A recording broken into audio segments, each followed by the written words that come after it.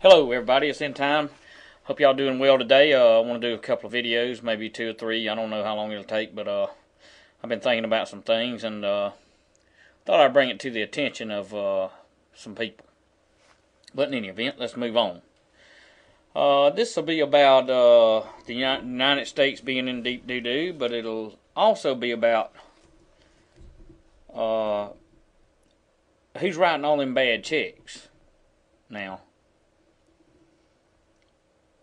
This is mainly sent out to hopefully for those that don't believe that America's in trouble and don't believe that we already broke. This hopefully will wake you up.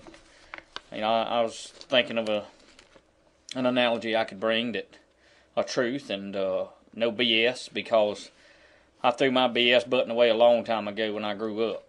So having said that, let's try to move on to this. But I want to read a little article that I found. 50 plus felonies bring extra prison time for habitual offender. Blank, I won't call the person's name, had 50 felony convictions on her record when she was walking into a certain courtroom Monday to be sentenced for passing fraudulent checks. She was led out by deputies to start yet another prison term for 2 or more check fraud convictions. This person says, I've been a prosecutor for 20 years. When I first saw this pre-sentence report, I thought this number was a typo or an error. This is the very worst criminal record I have seen by far, says this person, this prosecutor. He obviously has not watched what the federal government's doing, but we'll get into that in a minute. Blank had amassed criminal record of 50 felonies, 28 misdemeanors during a 34-year period, most related to fraudulent check writing, served prison time in different places. She's banned from parole after serving time in a blank prison, writing fraudulent checks when she was picked up on identical charges at a certain date. She later pled guilty, habitual offender, to 2 counts of passing fraudulent checks. Third count was dismissed. Her attorney, so-and-so, blank, blank, blank, blank, blank, blank, blank, blank. All right. State sentencing guidelines recommended a prison sentence of 10 to 28 months.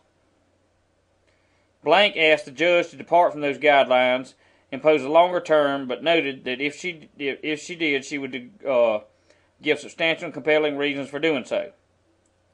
I've got about 50 substantial and compelling reasons to depart from the guidelines, this idiot said. I have to keep you away from stores and from people. You steal over and over again. So, she was sentenced to 2 concurrent terms of 8 to 21 years in prison, ordered to pay restitution, court costs, and state fees.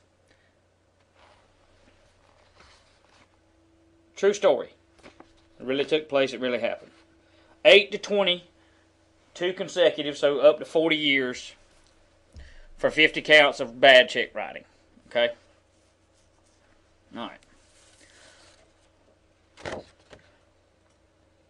From the National Check Fraud Center. Bad checks, also known as NSF, bounce checks, rubber checks, insufficient checks, bogus checks, etc., can be a big problem for an individual or any company. Civil and criminal penalties for this unlawful act.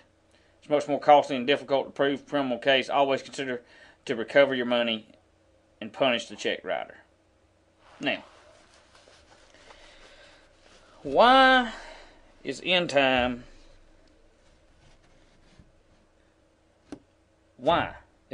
making this on who's writing all the bad checks? I'm not in no hurry. I really want to get this out to you, and I really want you to understand to the extent of what's going on, you know, by the federal government. I want you to understand that the federal government's been broke. They've been in Chapter 11 since 1993. Let me read this.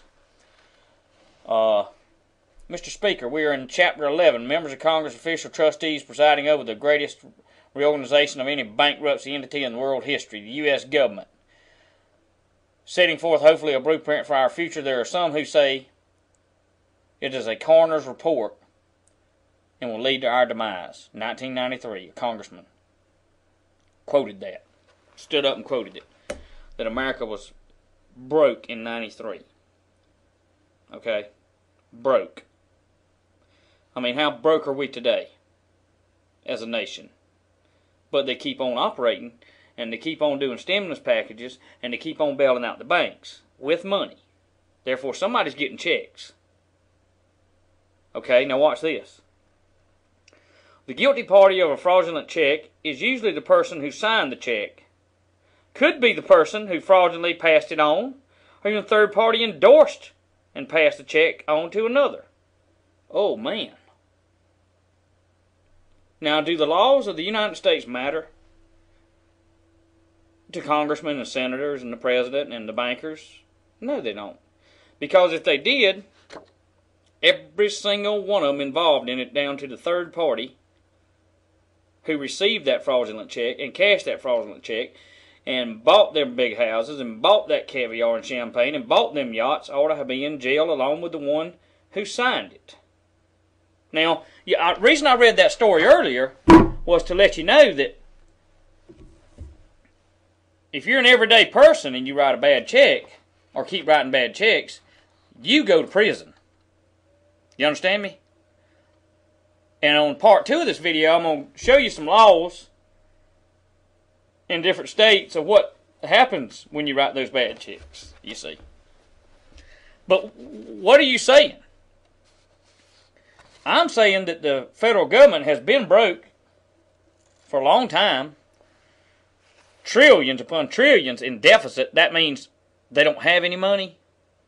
They hadn't had any money. But they're writing bad checks. Treasury's writing bad checks. And bailout boys that's over that writing bad checks.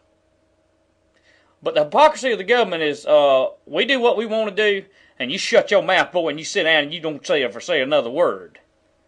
And you better not write a $20 bad check, or we're going to put your ASS in jail. You see the hypocrisy? Do you see it, my friend?